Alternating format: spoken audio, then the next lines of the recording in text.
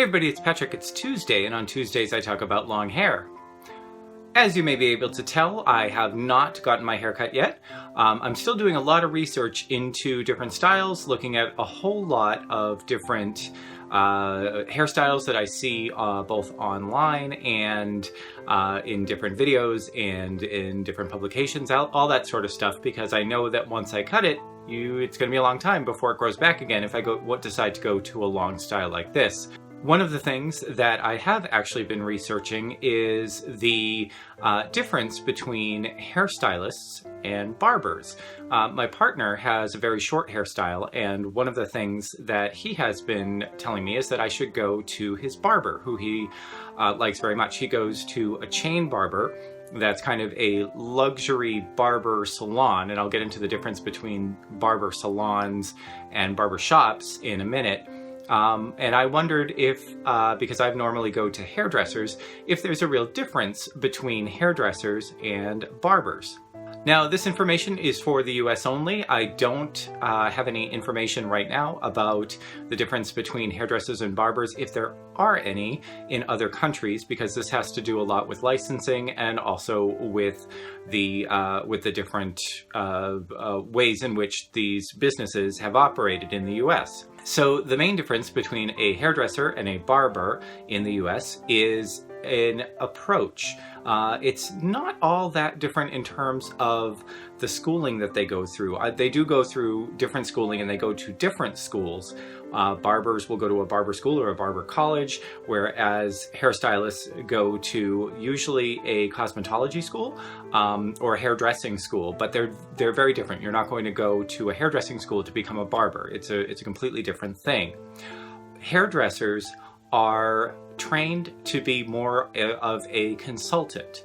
A hairdresser will work usually with their client, and usually this is a female clientele because women tend to have a wider array of hairstyles because their hair tends to be longer, and even their short hairstyles tend to have a lot more of a difference from one person to the next than men do. Men tend to have very specific hairstyles, and they tend to stay within a very narrow range of hairstyles. So a hairstylist will talk with their client and try to match the style that they're going for with that individual client. So there's a lot more of a consultation process that happens with a hairstylist than will happen with a barber. Now, barbers, on the other hand, are trained in specific hairstyles, and most of those hairstyles are fairly short. Those hairstyles will change throughout the decades. If you've ever seen barber books where you can take a look at all the different hairstyles that are available, if you have one from when I was in high school from the 1980s, it's very different from even the ones 10 years ago to now are very different because hairstyles change. And barbers are definitely trained on trends, on what different generations of people, generally men, are going to want for their generally short hairstyles, but it's not much of a consultation process. You pretty much will go into a barber, sit down in the chair, they'll ask you what you want, and usually that has to do with what length you usually wear your hair. Is it, longer or shorter? What type of haircut you get, and that's usually, do you part it? Do you not part it? Do you use clippers? Do you not use clippers? And if you use clippers, what size of clippers do you use? A barber is also generally trained on shaving techniques. So that's shaving for the face. You can go to a barber and get a very close shave. And if you have never gotten that done as a man, I would say definitely try it out, because it's something that's very different from what you would do in the bathroom, in the shower with your Mach 3 or your little disposable blade.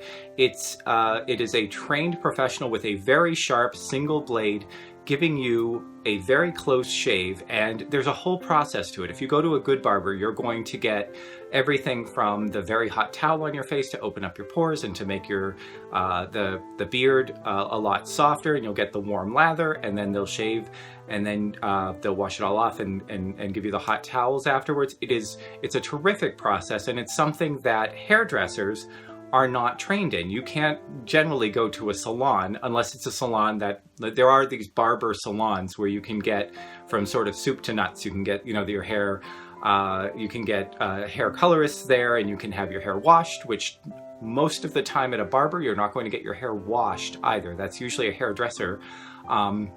And you're going to, and you can get a shave as well. And you can get that at a salon, at a barber salon, but generally not at a hair salon. Now, hairstylists can be trained in coloring techniques, in highlighting techniques, in giving permanence, or in straightening techniques, all of those other things to do with hair that aren't cutting it to a different length. They can set your hair.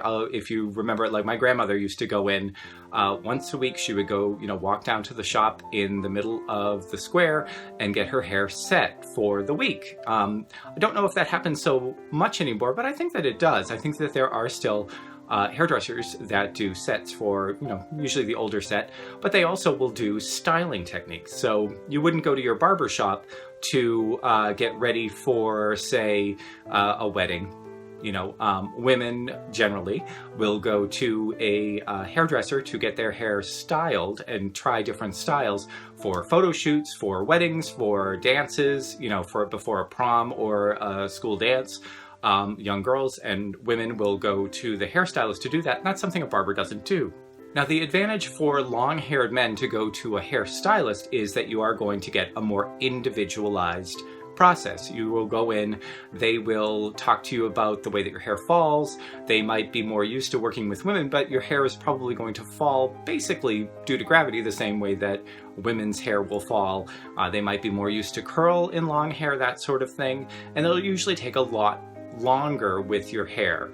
The trade-off with that is that they're generally more expensive and they take more time. So if you're just going in to get your ends trimmed or to get split ends taken care of, or if you just all want it cut to one length, the barber can do that. They're usually a lot faster and a lot cheaper, and you're going to see a lot more men in the barbershop. A lot of barbershops are very, very social, and you're going to be able to talk with a lot of people. If you like to watch sports on TV, that's usually going to happen more in a barbershop than in a salon. So you've got your trade-offs back and forth. You've got a more expensive but much more personalized experience at a hairdresser, where you have a much shorter and a much more sort of basic guidelines at your barber. More expensive at the hairdresser, less expensive at the barber, but it is up to you. And this is neither one of them is necessary for men or for women.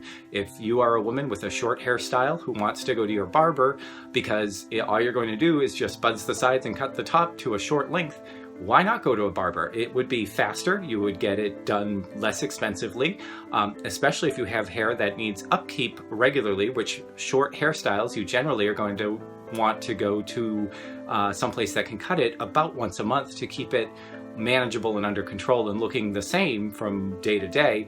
That would be your barber. If you are someone with longer hair who wants to experiment with different styles, or you want more of a consultation, or if you want a haircut where your hair is going to be washed before you cut it,